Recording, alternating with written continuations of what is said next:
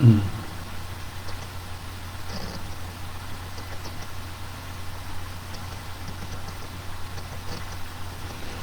¿Qué tal? ¿Cómo les va? Bueno, vamos a empezar. Como siempre les pregunto si escuchan bien.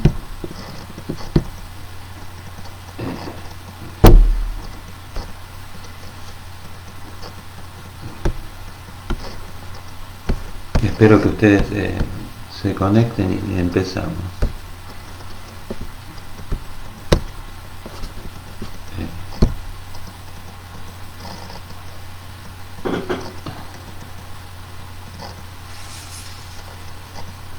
Confirmen si se escucha bien y ya empezamos.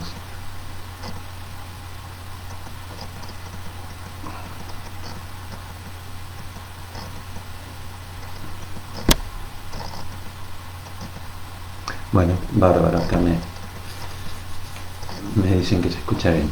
Eh, bueno, yo en la semana les subí los temas y los textos que vamos a trabajar de acá a fin de año. Vieron que hay 4 temas. El primer tema lo van a ver en los prácticos y los otros 3 temas los vamos a ir viendo en los teóricos y también en los prácticos, ¿no? La idea es en estos 3 temas que vamos a ver en relación a la salud mental, la ética y la metapsicología, lo vamos a tratar de ver en función de cierta aproximación psicoanalítica. Vamos a ver fundamentalmente desde la metapsicología freudiana qué podemos decir de esos temas. En ese sentido no va a ser una visión general, sino que va a ser una visión bien específica desde el psicoanálisis. Son temas que obviamente para abordarlos con más holgura habría que recurrir también a otras disciplinas, pero la idea es tratar de un poco de pensar desde la idea que vamos a tratar de transmitir de la singularidad y la vigencia de la metapsicología, cómo abordar todos estos temas. En ese sentido, vamos a ir viendo a medida que leamos los textos, de ir también caracterizando un poco qué podemos decir de la metapsicología, más allá de los contenidos concretos. Bueno, cómo vamos a ir viendo qué armó Freud con esta idea de metapsicología, ¿no? En el sentido a lo mejor de diferenciarla de la ciencia y de la psicología en general. Bueno, como tema o como texto principal para este recorrido vamos a tomar Más allá del principio del placer, que es el texto que vamos a trabajar hoy.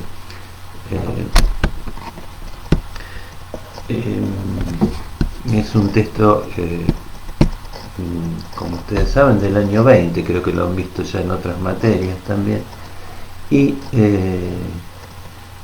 vamos a hacer en la lectura de este texto hincapié en el contenido del texto, pero también en la manera en que Freud lo escribe, justamente para ir viendo cómo Freud construye la metapsicología y cómo es la argumentación psicoanalítica, ¿no? En este texto Freud plantea novedades en relación a lo que venía teorizando hasta ese momento. Fue un texto que cuando Freud lo publica desató bastantes polémicas dentro de los analistas, ¿no? Algunos tomaron la idea de repetición, pero cuestionaron un poco la idea de pulsión de muerte. El texto empieza diciendo algo clave. Él dice, bueno, que en la teoría analítica adoptamos sin reservas, dice, el supuesto de los procesos anímicos son regulados automáticamente por el principio del placer. El texto lo que va a hacer va a empezar a plantear reservas a esa idea de regulación automática por el principio del placer. La idea de principio es justamente un principio que organiza y ordena, ¿no? Es lo que parecería que tendría que estar inmodificable a lo largo de una argumentación. Bueno, Freud va a empezar a cuestionar esa idea de principio y algo habíamos dicho cuando vimos Derrida, casi que la idea de principio puede equiparársela a la idea de un centro, ¿no?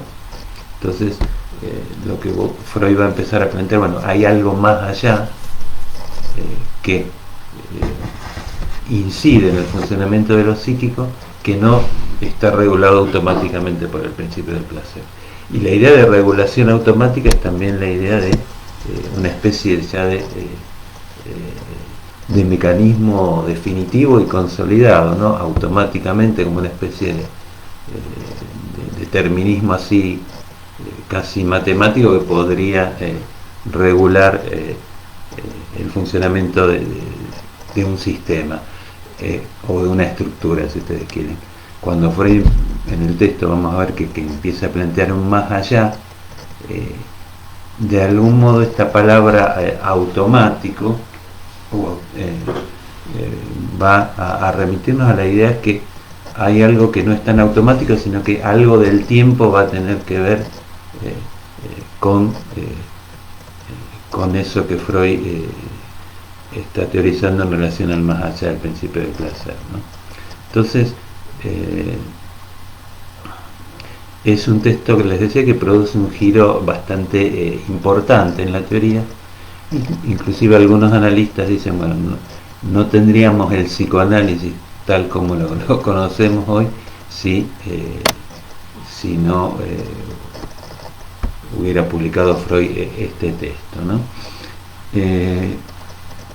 Entonces, él empieza a plantear que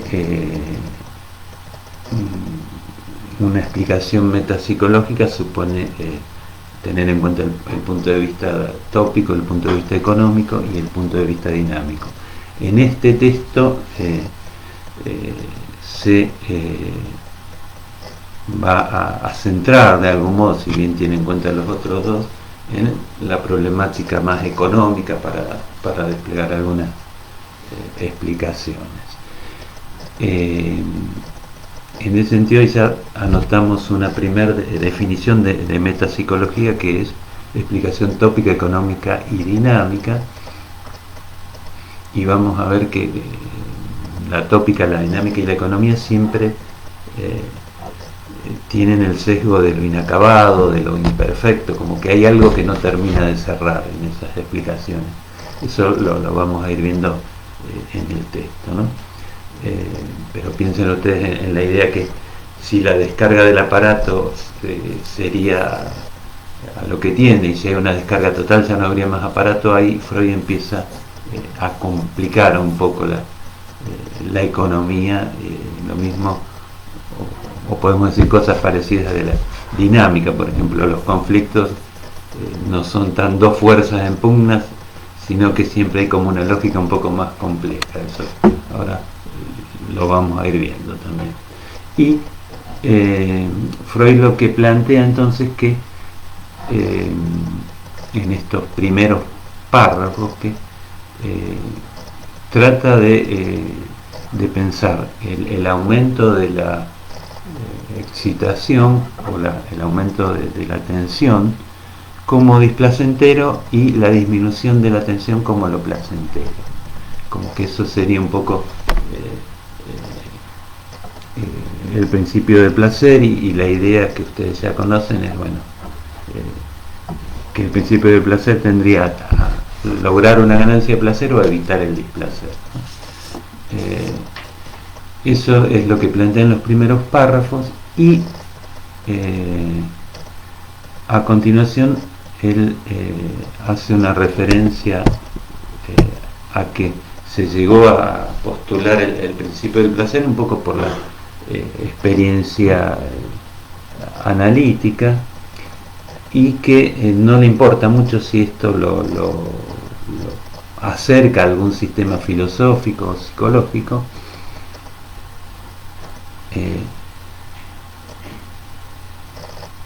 Y plantea casi como que es evidente que algo de este principio del placer regula lo psíquico, pero ya empieza a poner algunas objeciones. Él dice, bueno, el significado de las sensaciones de placer y displacer es bastante oscuro y estaríamos dispuestos, dice, si bien primero dice, no llegamos a esto por una filosofía, por una psicología, que estaría dispuesto a que alguna filosofía o alguna psicología le explique o pueda aportarle algo en relación a lo sensible del placer y el displacer. Entonces, ahí plantea que no hay una relación directa entre esta idea de la disminución de la tensión o la disminución de la energía libre, como va a empezar a trabajar en el texto, con las sensaciones de placer, como que no hay una relación directa entre lo que plantea el principio del placer y las sensaciones concretas de placer, ¿no? Dice entonces que no hay tampoco una especie de proporción que uno podría cuantificar. Hay algo del placer que le empieza a ser imposible de explicar y de darle un sentido desde esta explicación económica, ¿no? Y ahí hace una referencia al tiempo, a lo mejor que podría pensarse que las sensaciones de placer y displacer tendrían que ver con cierta subida y bajada de la tensión en el orden de lo temporal, ¿no?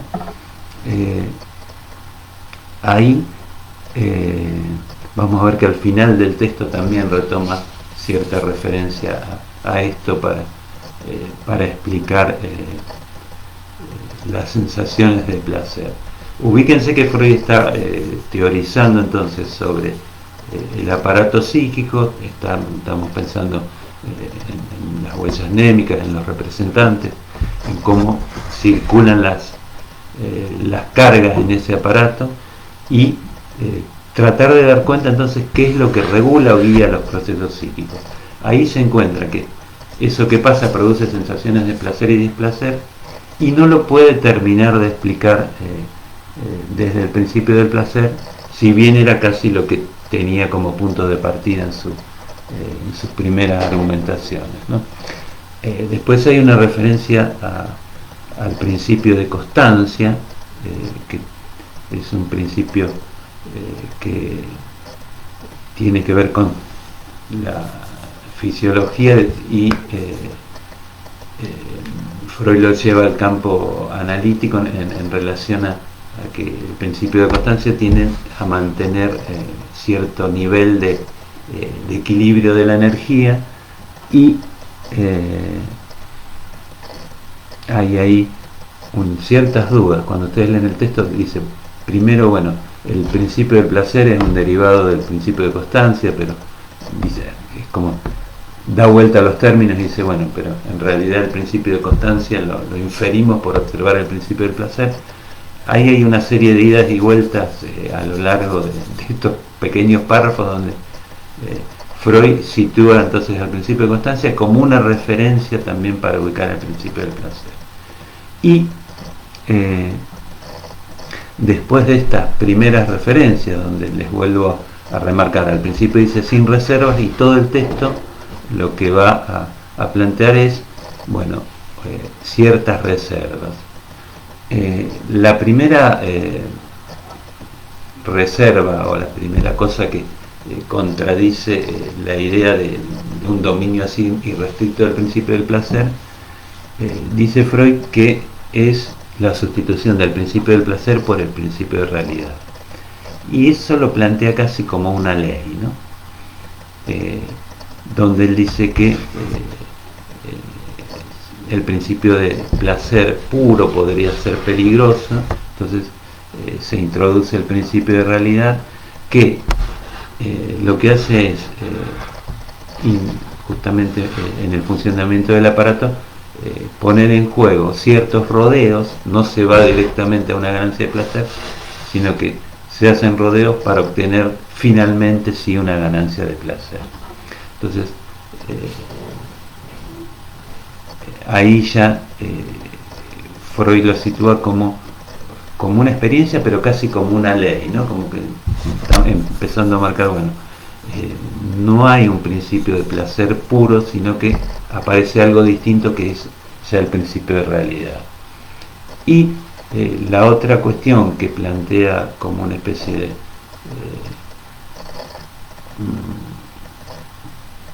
de obstáculo a un principio del placer puro es la idea de que las pulsiones se reprimen y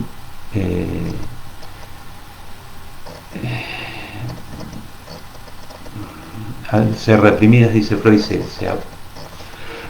se apartan del yo y retornan y producen displacer en algunos casos, y en otros en ese retorno pueden producir algún placer. Entonces, cuando producen displacer, Freud dice, bueno, esas pulsiones que tendrían que producir una satisfacción por obra de la represión, llegamos a que hay un placer que no puede ser sentido como tal, ¿no? Entonces ahí ya empieza a decir, bueno, la experiencia nos demuestra que no es el principio del placer lo que rige todo esto, ¿no? ¿Recuerdan la fórmula que daba de la represión? Algo se reprime, dice Freud, porque es displacentero para el yo. Sin embargo, bueno, eso que es displacentero tiene un camino de retorno por una satisfacción sustitutiva, ¿no?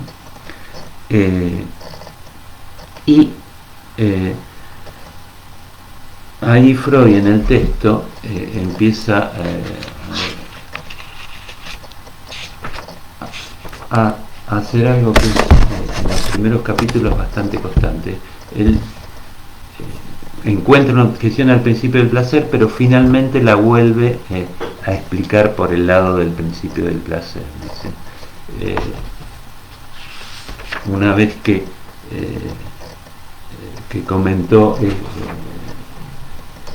estas dos fuentes de placer, el principio de realidad y la represión, él dice, las dos fuentes de placer que hemos indicado están muy lejos de abarcar la mayoría de nuestras vivencias de displacer, pero de las restantes puede afirmarse con viso de justificación que su existencia no contradice el imperio del principio del placer. Entonces es un gesto que hacen los primeros capítulos. Dice, bueno, encuentro objeciones al placer, pero vuelve a tratar de explicar esas dos fuentes o esas fuentes de placer por una ganancia final de placer, ¿no? Entonces quizás ese gesto es un poco el gesto que marca la escritura de Freud en el texto, y es el trabajo de la repetición, que es lo que va a plantear en el texto. Es como que lo que se repite, digamos, es toparnos con un límite del principio del placer y encontrarnos que hay algo que está más allá, pero no implica que lleguemos a salirnos del principio del placer. Entonces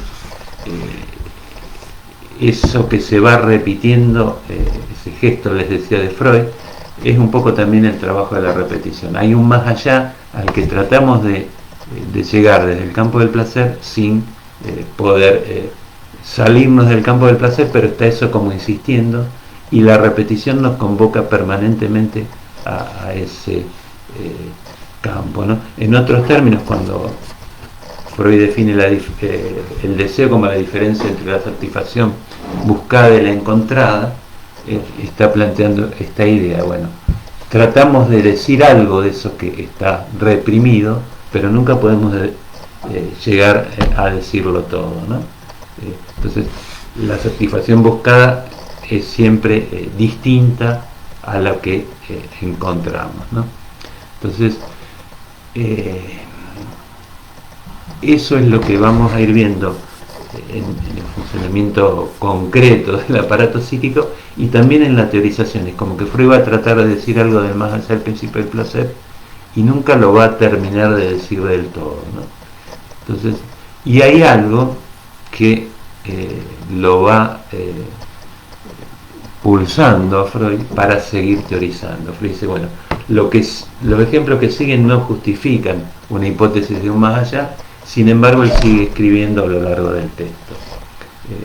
Entonces, esto lo vamos a ir mostrando también en otros momentos del texto, pero fundamentalmente la idea es que Freud está escribiendo acerca del más allá, acerca de la repetición, y ese mismo tema, digamos, se pone en juego, se pone en acto en la propia escritura de Freud. Hay como una experiencia ahí del trabajo del inconsciente en la misma argumentación, ¿no? Y esta es un poco la idea que les voy a intentar transmitir en estas clases, es que la metapsicología y la clínica también es fundamentalmente una puesta en acto de la experiencia del inconsciente. Vamos a ver que más que un saber, la metapsicología es esta relación con eso que está más allá del principio del placer, que lo tratamos de teorizar pero nunca lo podemos llegar, nunca lo podemos conceptualizar del todo, ¿no? Por eso van a ver que Freud en un texto que se llama Análisis terminable e interminable dice, bueno, se termina algo pero queda algo siempre sin terminar. Esa imposibilidad de un cierre definitivo es la presencia, si ustedes quieren, del inconsciente, o para decirlo de otro modo, la experiencia del inconsciente supone esta imposibilidad de una palabra última o de un sentido definitivo, ¿no? Y esto es lo que se escenifica un poco en este texto también, ¿no? Vamos a ver que esta idea de la experiencia del inconsciente nos va a servir para pensar, bueno, la clínica, para pensar qué se puede decir de la ética desde el psicoanálisis. Bueno, siguiendo un poco con el texto, entonces Freud cierra este capítulo y uno podría decir, bueno, acá ya está, ya no va a decir más nada porque lo que viene no contradice el principio del placer. Sin embargo, empieza a teorizar sobre las neurosis traumáticas y sobre cómo toparnos con el peligro, ¿no? O qué implica la idea de peligro psíquico. Bueno, en relación a las neurosis traumáticas, que ustedes saben son neurosis que tienen que ver con alguna experiencia bastante límite, generalmente se plantea en relación a temas que tienen que ver con la muerte. Bueno, lo que menciona acá Freud, por el momento histórico, lo que se llamaba neurosis de guerra, ¿no? Que son esas situaciones que desencadenan ciertos shock que en la memoria implica que hay algo que vuelve siempre de la misma manera. Freud acaba de analizar el sueño de las neurosis traumáticas y va a plantear la idea de que se sueña con la misma escena sin ningún tipo de deformación, sin condensación y sin desplazamiento. Entonces Freud ahí se pregunta, qué pasa con el principio del placer, porque una situación displacentera vuelve repetidamente a la memoria en el sueño, ¿no? Y entonces ahí destaca que en la neurosis traumática, bueno, y en el sueño de la neurosis traumática, no hay, como les decía recién, realización de deseo, en el sentido que no hay condensación y desplazamiento, ¿no? Y como factor así desencadenante o como causación, dice, bueno, el trauma de la neurosis traumática tiene la característica de lo sorpresivo. Es como que el aparato psíquico se encuentra con un peligro ante el cual no está preparado, ¿no? A continuación entonces hace una distinción entre angustia, terror y miedo en cuanto a la expectativa que puede, o la preparación, mejor dicho, que puede tener el aparato psíquico. Entonces ahí plantea que en la angustia hay como una expectativa ante la posibilidad de un peligro. Entonces, como esta expectativa es cierta preparación del aparato psíquico ante la posibilidad de encontrarse con algo peligroso. Y lo distingue del terror, en donde el aparato psíquico no está preparado, por eso es lo sorpresivo, ¿no? Y el terror sería casi lo que podríamos situar en las neurosis traumáticas, ¿no? El miedo aparece como un peligro más identificado, se siente miedo ante un objeto. Es como que, si bien uno en la fobia parecería que bueno, el sujeto está como desarmado, pero ya hay cierta preparación, podríamos decir, ¿no? Pero la distinción fundamental que va a hacer es entre la angustia como una expectativa ante el peligro, ¿no? Entonces, lo que hace la angustia como expectativa es generar la posibilidad de que haya condensación y desplazamiento. Recuerdan que habíamos planteado en alguna clase que la señal de angustia permite el trabajo de la represión, entonces permite que, podríamos decir, el nivel de energía que supone poner en juego un trauma puede ser reelaborado, puede ser ligado a partir del trabajo de la condensación y desplazamiento. Entonces, la angustia como señal es casi el patrimonio de las neurosis de transferencia, en el sentido que, bueno, la señal de angustia permite elaborar, y ahí tienen la diferencia de estructura entre el sueño de las neurosis traumáticas y el sueño de las neurosis de transferencia. La condensación y el desplazamiento es una posibilidad, entonces decía, de tramitar esa energía, es la posibilidad de reelaborar eso que puede ser displacentero, ¿no? En cambio, en las neurosis traumáticas nos encontramos con que, bueno, hay algo que no puede ser tramitado y vuelve siempre de la misma manera. Podemos decir casi que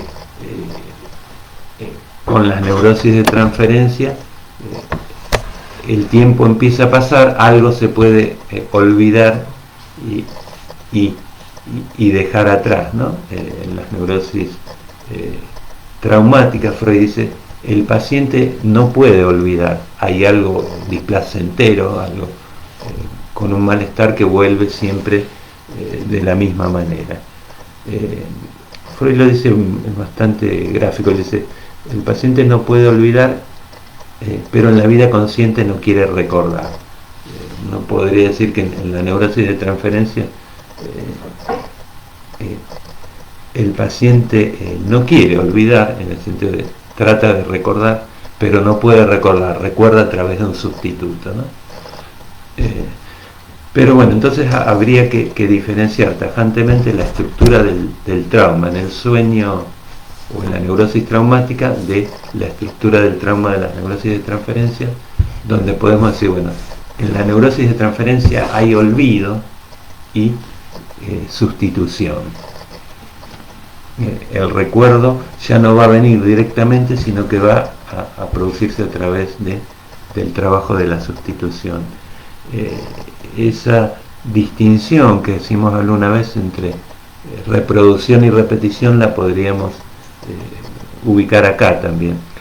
En las neurosis de transferencias hay repetición, en el sentido que hay trabajo de sustitución, y en la neurosis traumática vuelve exactamente lo mismo. Ahí tenemos una reproducción de lo mismo, ¿no? Vamos a ver, yo les decía que estas dos ideas de repetición están como mezcladas en el texto de Freud, y uno las puede ir discriminando en función de la lectura que vayamos haciendo, ¿no? Pero entonces ahí lo que Freud se pregunta es, bueno, esto que se reproduce de la misma manera en la neurosis traumática no obedece al principio del placer. Dice, porque es algo displacentero, no fue placentero en el momento que ocurrió, ni es placentero cuando se lo recuerda, ¿no?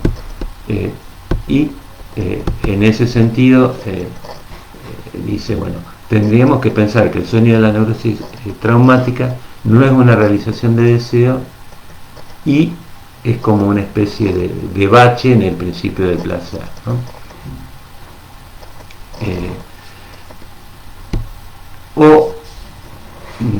Al final de la argumentación sobre estas neurosis traumáticas dice, tendríamos que pensar en alguna enigmática tendencia masoquista del yo.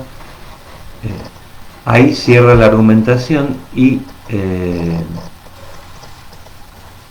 pasa a otro tema donde va a encontrar algo que sea, como les decía al principio, una especie de objeción o de reserva al principio del placer. Es el tema que va a aterrizar el juego infantil. Ustedes lo conocen, el Ford Da, que es el nietito de Freud, que está jugando con un carretel atado con un piolín y lo tira lejos, y dice Ford, que significa se fue, según la lectura que hace la madre del niño, y el Da lo atrae con el hilo, y significa ahí que aparece el carretel de nuevo, ¿no? Entonces Freud, cuando se pone a analizar este juego, dice, bueno, lo primero que remarca es que es un juego que se repite, y que se repite fundamentalmente la primer parte, el arrojar lejos del carretel. Entonces el sentido que le da es, bueno, que este juego repite cierta renuncia pulsional que tendría que ver con la renuncia a la madre como objeto de amor, dice Freud, y la partida de la madre, dice Freud, es en sí algo displacentero, ¿no? Entonces la pregunta es, ¿por qué lo repite si es displacentero?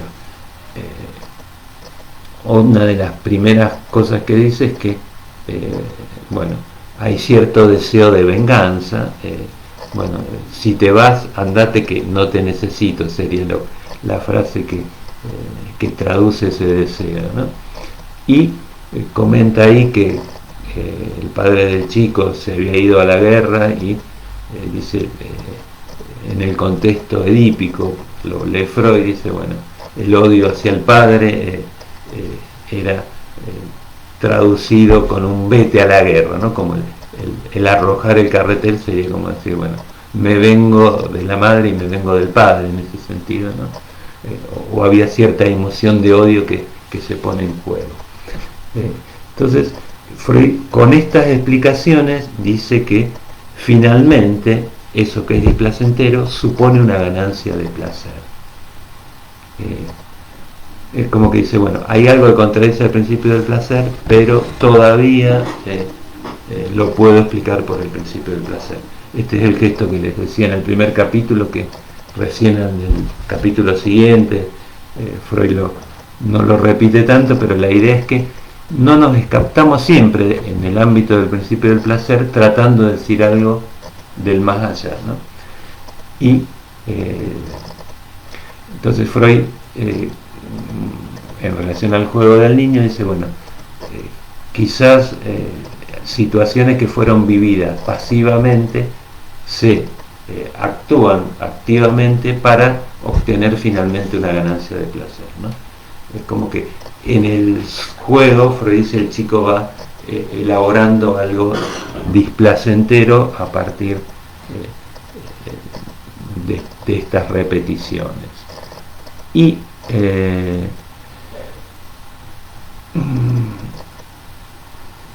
hay referencias también a lo que se llama el juego artístico, que tendría que ver con que en los dramas se presentan situaciones displacenteras, pero producen, dice, un elevado goce. Nuevamente plantea, bueno, hay algo ahí del juego que supone toparnos con algo displacentero que se va a repetir, pero finalmente podemos decir que hay una ganancia final de placer. Entonces, con esto Freud les vuelvo a repetir, está tratando de decir algo que contradice o que no estaría en la órbita del principio del placer, pero finalmente puede tratar de explicarlo desde el placer, ¿no? Y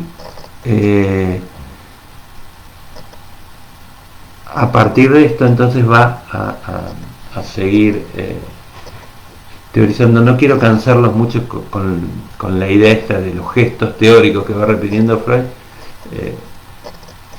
pero también en este capítulo 2 Freud dice, bueno, lo que sigue no sé si vale la pena ponerlos como cosas, porque podrían volver a explicarse por el placer, pero él sigue teorizando a pesar de eso.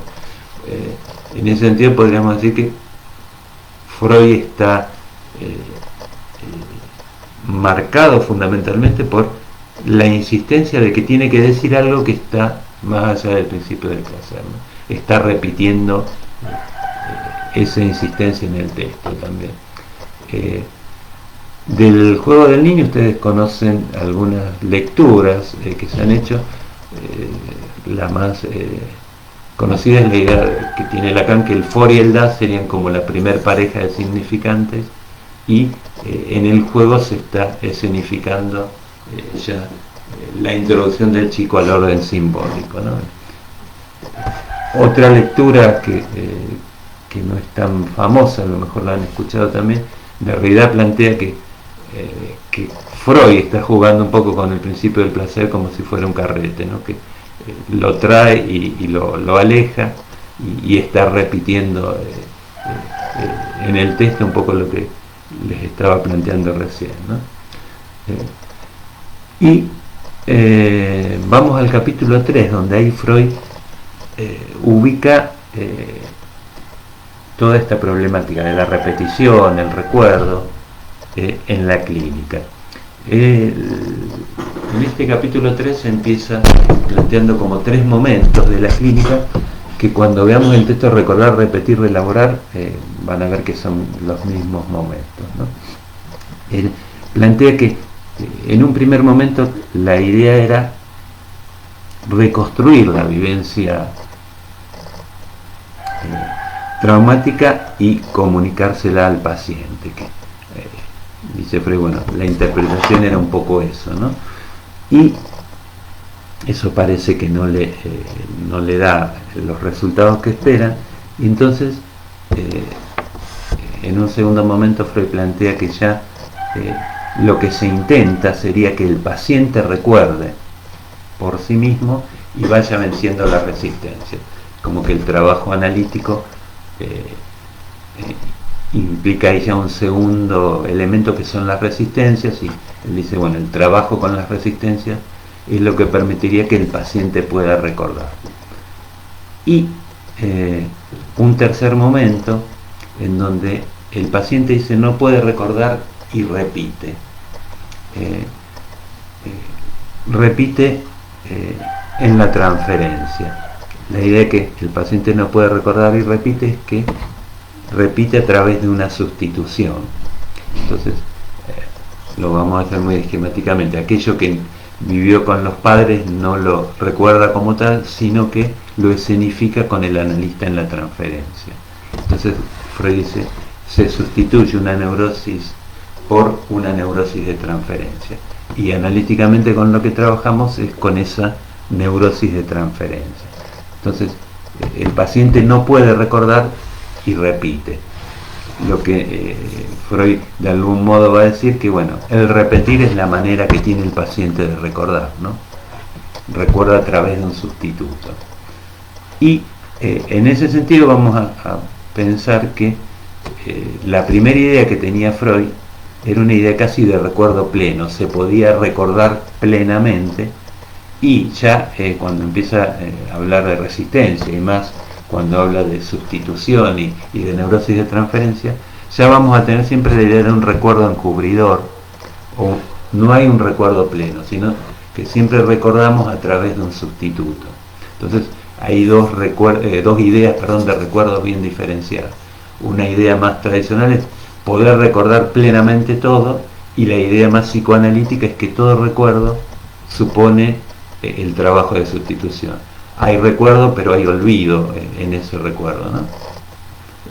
Esa es la distinción fuerte que hace Freud. Y cuando decíamos neurosis traumática, el paciente no puede olvidar, es justamente que hay algo de este mecanismo de la sustitución que no se puede poner en juego, ¿no?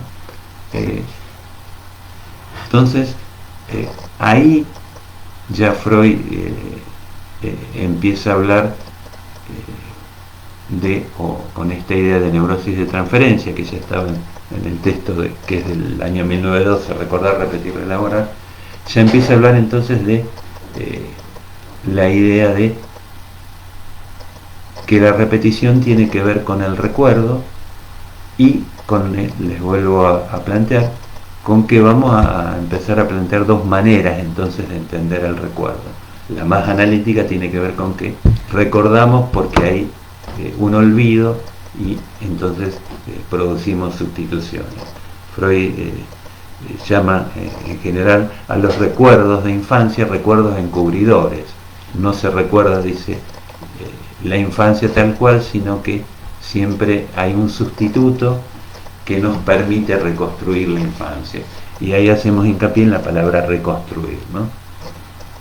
Pero lo interesante de todo esto es que la repetición es repetición en acto ahí en la transferencia. La repetición está armada por el trabajo de lo inconsciente. Entonces, no hay, en esta idea vamos a hacer, no hay un saber previo que hay que recordar, sino que en todo caso es la repetición que va produciendo un saber. Esa es la idea, que vamos a hacer hincapié que hay siempre una experiencia del inconsciente puesta en juego, ¿no? Si habría la posibilidad de un recuerdo pleno, podríamos tener un saber sobre ese recuerdo, pero lo que está planteando Freud es que tenemos que desplegar el inconsciente en la transferencia para poder construir un saber. Saber que no lo calculamos de antemano, ya vamos a ver por qué, pero piensen en la idea que si cuestionamos el principio del placer, ya va a haber algo que no lo vamos a poder determinar automáticamente, y no lo vamos a poder poner en términos de saber. Hay algo que se va a desplegar en esa transferencia que está indeterminado. Siguiendo con el texto, Freud entonces va a plantear que comúnmente se piensa, dice que la resistencia es entre lo consciente y lo inconsciente, y él dice que no, que la resistencia tiene que ver entre el yo coherente y lo reprimido, que lo inconsciente intenta salir a la luz, lo inconsciente es insistente, es repetitivo justamente, ¿no? Entonces él, al analizar el retorno de lo reprimido, plantea que en la transferencia vuelven cosas que nunca fueron placenteras. Entonces, ahí dice, bueno, en esta repetición que se da en transferencia, tenemos algo que no está gobernado por el principio del placer, y ahí ya empieza a postular con más fuerza la idea entonces de que hay algo que está más allá del principio del placer. Junto con esto que pasa en la transferencia, que fundamentalmente Freud lo pone como casi la repetición de la historia edípica de cada uno, plantea también que fuera del análisis hay fenómenos así de repetición que los circunscriben en lo que él llama destinos fatales, ¿no? Da el ejemplo de la mujer que enviuda varias veces y de la misma manera, dice situaciones a lo largo de la vida que se van reproduciendo de la misma manera. Entonces admite ahí que habría algo más pulsional, dice Freud en el texto, anterior al principio del placer. Entonces, la idea que nos vamos haciendo hasta acá es que el trabajo de los representantes psíquicos, el trabajo de la sustitución, es algo que pone en juego la repetición y que, si bien permite el cierto equilibrio, vamos a llamarlo así, del principio del placer, ese equilibrio no está totalmente regulado por el principio del placer. Hay algo que está más allá, ¿no? Van entendiendo más o menos, vayan preguntando, a ver, me fijo si hay a ver si hay alguna pregunta.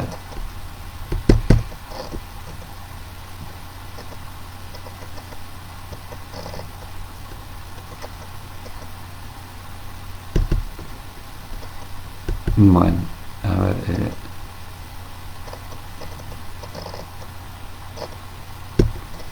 bueno, seguimos.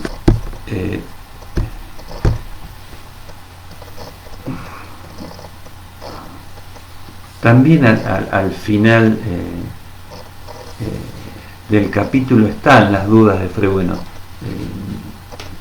si puede plantear algo más del principio del placer sin excluirse, sin dejar de lado totalmente el principio del placer. Y la idea que podemos tener es que siempre estamos entonces desde el principio del placer tratando de decir algo de ese más allá, ¿no? Es como que desde el campo del deseo estamos tratando de decir algo de ese goce imposible que nunca podemos terminar de decir, ¿no? Y llegamos al capítulo 4, donde Freud empieza el texto diciendo, bueno, lo que sigue es pura especulación, que cada uno va a tomar de acuerdo a su posición subjetiva. Y ahí introduce otro rasgo de la metapsicología, que después al final del texto también aparece, es que no se puede ser neutral, en el sentido de que no podemos plantear la metapsicología como una especie de ciencia objetiva, sino que Freud introduce al sujeto en la teorización, y él, cuando dice especulación, está de algún modo planteando que la metapsicología tiene que ver con esa relación que la experiencia del inconsciente abre en relación a fundamentalmente a lo que Freud llamaba las cosas últimas, la muerte y la sexualidad.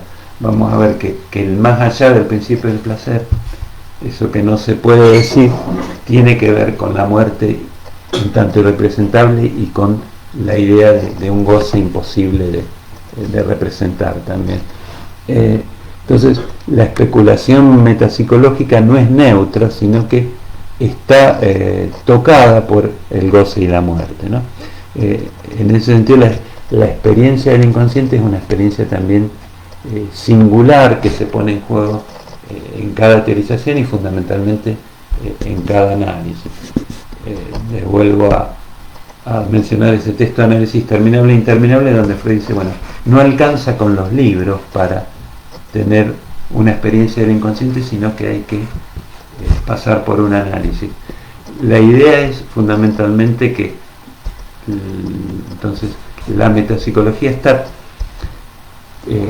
traspasada y está armada en función de esa relación con lo que Freud llamaba las cosas últimas, ¿no? Con lo que implica esa muerte como lo irrepresentable que para el aparato psíquico, con lo que implica el goce con el que cada uno se tiene que confrontar singularmente. Entonces, otra de las ideas así que vamos a tratar de decir a lo largo de estas clases es que no hay un saber general, sino que la metapsicología es un saber singular, ¿no? Cada sujeto de algún modo va a tener que hacer su propia lectura y su propia argumentación metapsicológica, por así decirlo. Por eso se insiste bastante en psicoanálisis con la clínica de lo singular, ¿no?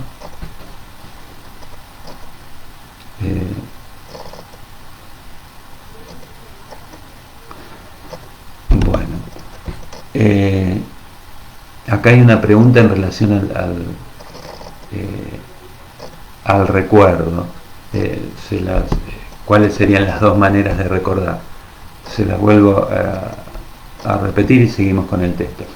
La idea es que la idea más tradicional de recuerdo es que pasa algo y uno lo recuerda acabadamente y tal como fue, y la idea más psicoanalítica que el recuerdo tiene que ver con que algo vuelve a través de un sustituto, no vuelve tal cual fue, sino que vuelve deformado. El sueño, por ejemplo, en las neurosis de transferencia, ustedes sueñan a partir de que condensan y desplazan el contenido manifiesto, no es exactamente igual al contenido latente, sino que hay una deformación. Bueno, esa es la manera en que se recuerda en psicoanálisis. Recordamos porque hay algo que está olvidado, y en ese trabajo de recuerdo hay algo que no se puede traer nunca a la conciencia, ¿no? Entonces hablamos, les decía, de recuerdo a través de la sustitución.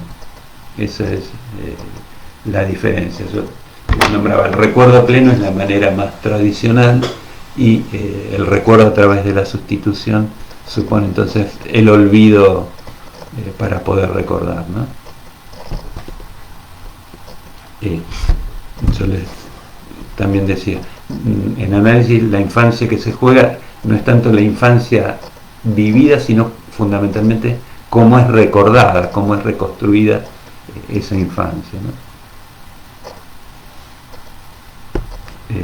Bueno, volviendo al texto, entonces Freud empieza el capítulo 4 planteando esta idea de que la metapsicología es una especulación. Al principio habíamos hablado de la metapsicología como una explicación tópica, económica y dinámica. Acá ya introduce la idea de una especulación, y en análisis terminable e interminable Freud dice que la metapsicología casi es un fantasear. Fíjense cómo va describiendo de distintas maneras la metapsicología, y la va separando de lo que podemos entender como ciencia casi en modo positivista, ¿no? Entonces, si bien Freud hace referencias a la ciencia permanentemente, el psicoanálisis y la ciencia, va a construir una idea así de metapsicología que se va alejando totalmente de los criterios positivistas, ¿no? de la ciencia.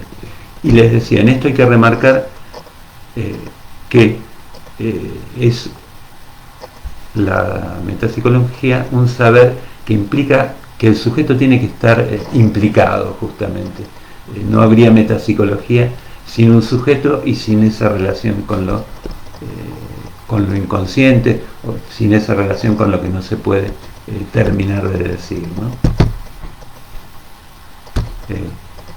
En otros términos, la metapsicología no es neutra con respecto al goce y la muerte, ¿no? Eso está puesto en juego en la teorización.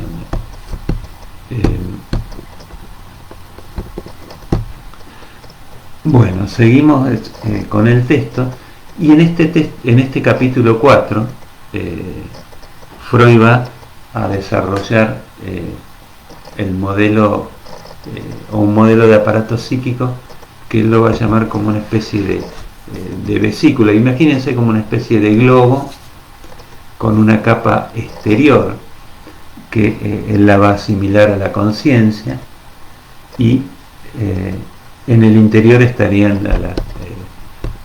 las huellas némicas, y lo que empieza a plantear, bueno, que como había dicho en la interpretación de los sueños, la conciencia supone que la energía no deja ningún rastro, y en las huellas némicas, que estarían más en el interior, sí habría cierto rastro y quedaría cierta energía. Es como que la energía circularía por la conciencia y se podría descargar, y en el interior quedarían algunas cargas funcionando como huellas némicas, ¿no? Entonces ahí aparece la idea de que conciencia y memoria se excluyen, y que la conciencia supone entonces una energía que se descarga libremente, y que en lo inconsciente habría una energía ligada. Este modelo que construye Freud está muy emparentado con el que ustedes conocen del capítulo 7 de la interpretación de los sueños. Y lo que empieza a plantear con este modelo, que él lo arma para dar cuenta de qué pasa en el trauma, y qué pasa fundamentalmente en términos económicos, para mostrar que en el trauma hay algo de la repetición, y hay algo que estaría funcionando antes del principio del placer, ¿no? En esta especie de globo, de burbuja o de vesícula, como la llama Freud, tenemos entonces la parte exterior, que sería la conciencia, y él dice, bueno, que es ahí se constituye como una membrana protectora contra los estímulos externos. Entonces él dice que la tarea un poco del aparato, más que de recibir estímulos externos, es la de protegerse, de defenderse. Entonces ahí dice en este aparato cierta energía interna y formas también de transformar y de trabajar con esa energía interna. En el caso de las pulsiones, ahí dice, bueno, el aparato psíquico hace como que la energía que suponen las pulsiones vendría del exterior para poder procesarlas mediante esta barrera protectora. A eso lo llama proyección, es como que lo de adentro se proyecta desde afuera, ¿no? Y va de lleno a la explicación del trauma, y él dice, bueno, supónganse que ingresa una cantidad de energía, un estímulo muy elevado, que produce una ruptura en la barrera protectora. Entonces la tarea del aparato sería llevar energía a ese lugar donde se rompió la barrera protectora, para tratar de mantener cierto equilibrio y que esa energía no invada y ponga en peligro el aparato psíquico.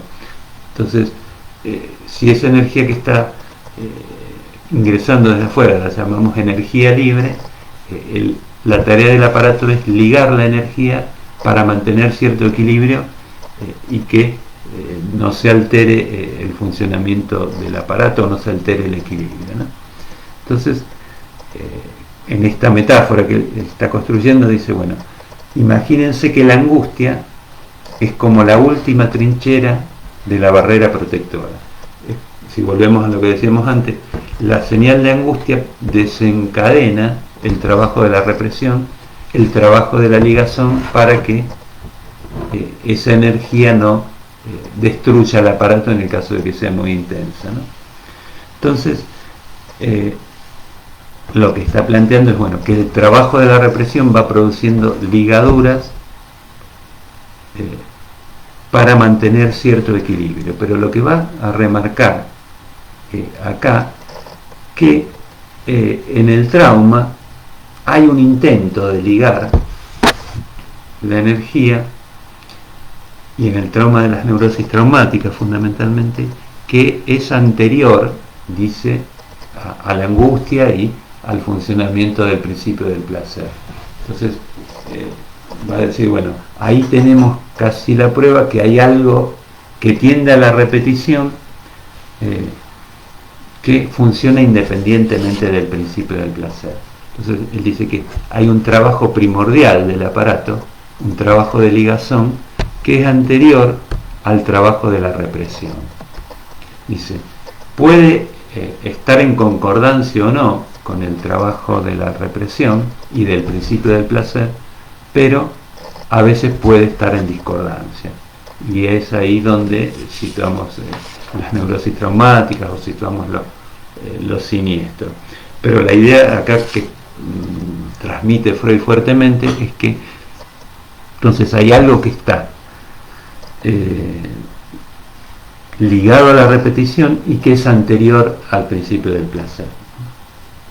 Ahí donde ya Freud contundentemente dice, bueno, si hay algo más allá del principio del placer. Entonces vuelve sobre lo anterior y dice, bueno, el sueño de las neurosis traumáticas no es una realización de deseo, sino que obedece a la compulsión a la repetición, tiene que ver con esa repetición entonces anterior al establecimiento del principio del placer. Y acá es donde invierte un poco la hipótesis que él tenía al principio. En los textos de 1912 y en los textos anteriores a este, Freud decía, bueno, se reprime primero y después se repite. Algo que era displacentero para el yo se reprimía y se daba el retorno de lo reprimido.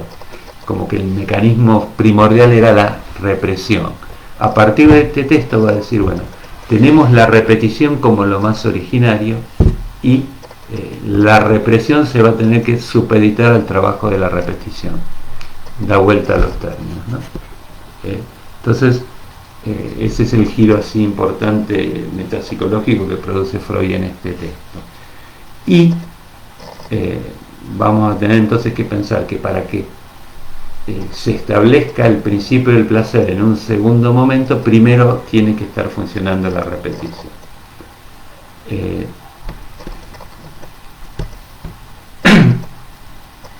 Y vamos a situar entonces la angustia señal como algo específicamente de las neurosis de transferencia. Cuando hablamos, por ejemplo, del ataque de pánico, ahí vamos a tener que pensar que no se puede instaurar la posibilidad de condensación y desplazamiento. El sujeto hay algo que no puede elaborar, podríamos decir, hay algo de la subjetividad, tal como se constituye en la neurosis, que no se puede constituir, ¿no? La neurosis traumática o el ataque de pánico de moda en estos últimos años, tendría que ver entonces con que hay algo ahí del principio del placer, o hay algo del trabajo de sustitución que no está constituido, y lo que muestra el ataque de pánico, bueno, es ese malestar insoportable. Ahí la angustia no funciona como señal, ¿no? Bueno, vamos, así llegamos un poco al capítulo 4. Vamos a dejar acá y seguiríamos con los 3 capítulos que faltan en la clase que viene, y redondeamos un poco más el texto. Quizás hoy estuvo un poco desperdigada la exposición en el sentido de seguir un poco la línea del texto, y también si ustedes siguen la argumentación del texto van a ver que no es una explicación lineal la que va dando Freud en el texto, sino que se va ramificando, va repitiendo algunas cosas. Justamente un poco hablar del más allá supone toda esta argumentación así que se va diseminando, ¿no? Me gustaría si ustedes tienen preguntas o si fueron entendiendo un poco lo que les fui diciendo. Les vuelvo a repetir, sería la idea de entender el texto de Freud, pero también tratar de registrar que Freud, a medida que va escribiendo, va poniendo en marcha la repetición, ¿no?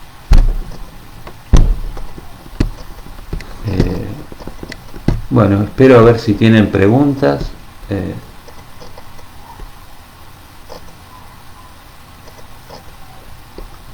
A ver.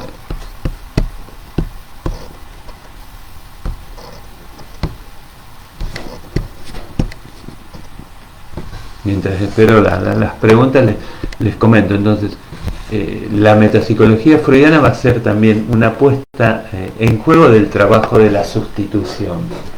Va a ser un saber que no va a ser definitivo, va a estar armado siempre a partir de metáforas, de sustituciones, justamente, ¿no?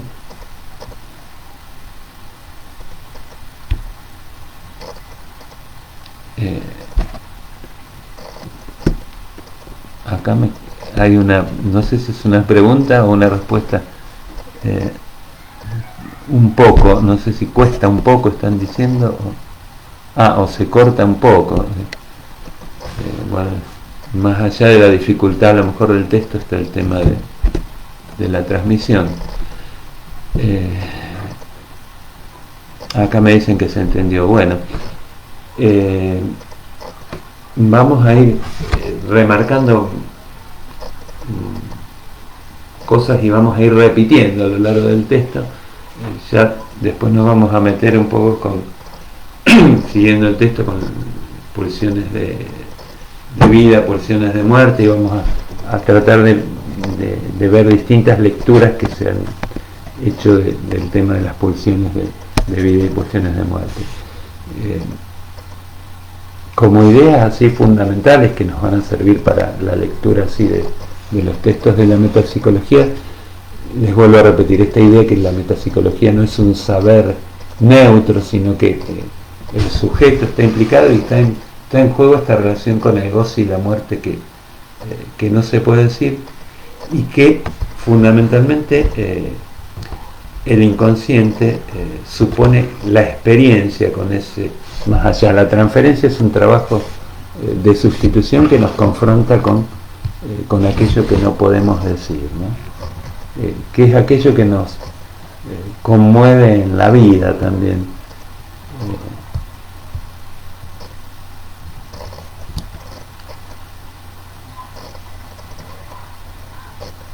Acá me preguntan si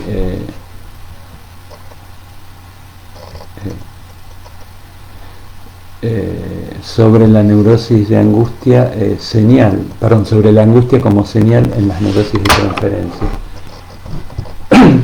La idea de Freud es que la angustia, fundamentalmente en el texto Inhibición, Síntoma y Angustia, que es lo que se conoce como la segunda teoría de Freud, la angustia es señal para desencadenar el trabajo de la represión. Es señal ante un peligro. La angustia supone cierta expectativa ante un trauma, dice Freud. Lo que podríamos decir es que entonces, en las neurosis de transferencia, la angustia funciona como señal en el sentido que permite hilvanar el trabajo de la represión, o en otros términos, el trabajo de la sustitución. No decimos algo directamente, sino que lo decimos a través de un sustituto. Eso tiene que ver, o podríamos pensar, bueno, que no lo decimos directamente porque es muy displacentero, o porque sería algo en ese momento inabordable para el sujeto, y el sustituto es como que lo empieza a tratar de decir, ¿no? Entonces es como que en las neurosis de transferencia se puede pensar que el aparato a partir de la señal de angustia puede elaborar algo. En las neurosis traumáticas no hay sustitución. El paciente está en un malestar casi continuo, recordando sin poder olvidar, como dice Freud, esa escena traumática, ¿no? No hay trabajo de sustitución. Que haya o no trabajo de sustitución en términos clínicos lo podemos pensar en cómo cada uno atravesó el Edipo, cómo si el sujeto puede perder esa madre primordial y sustituirla por otra cosa o no, ¿no? Entonces,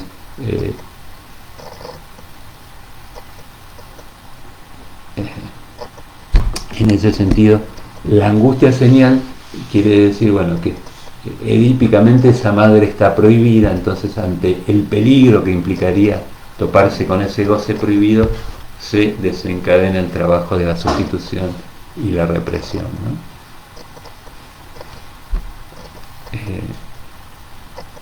El síntoma tiene que ver con que, bueno, se puede sustituir una cosa por otra. El síntoma es la neurosis de transferencia.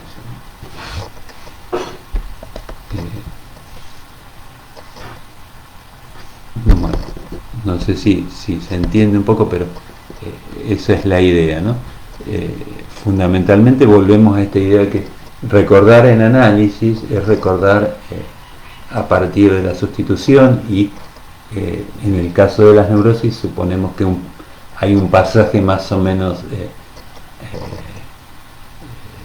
satisfactorio por el campo de lo edípico, ¿no? La posibilidad de olvidar es un poco la posibilidad de perder esa madre del goce prohibido, ¿no? Del goce del incesto. Esto en términos muy amplios, pero más o menos esa sería entonces la idea de la angustia señal, es señal ante un peligro, y ese peligro tendría que ver de algún modo con lo que está más allá del principio del placer, ¿no? Por eso Lacan habla de la angustia como señal ante lo real, lo que Freud llama o sitúa como más allá del principio del placer, como lo reprimido primordial, Lacan lo va a trabajar como lo real, ¿no?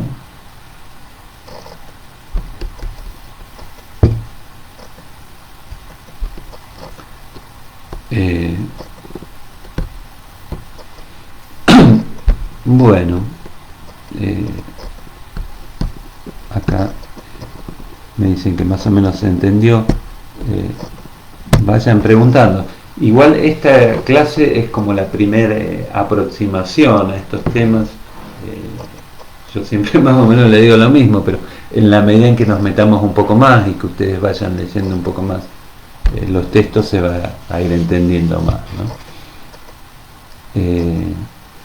Para la clase que viene seguiríamos con lo que falta de este capítulo, de este texto más hacia el principio del placer, que serían capítulos 5, 6 y 7. Revemos un poco, sacamos algunos comentarios y algunas conclusiones así más generales del texto, y empezamos con el texto de lo inconsciente. Yo les diría que relean, y si quieren ir formulando preguntas por el grupo de Facebook en los comentarios, pueden ir mandando preguntas también. Bueno, si no, espero un ratito a ver si llega alguna pregunta más, y si no, ya cortamos acá por hoy.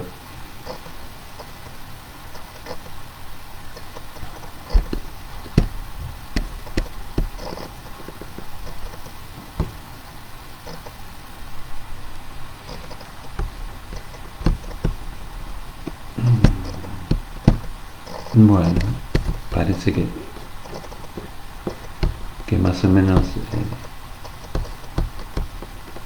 se ha entendido. Bueno, dejamos acá y nos vemos entonces el miércoles que viene.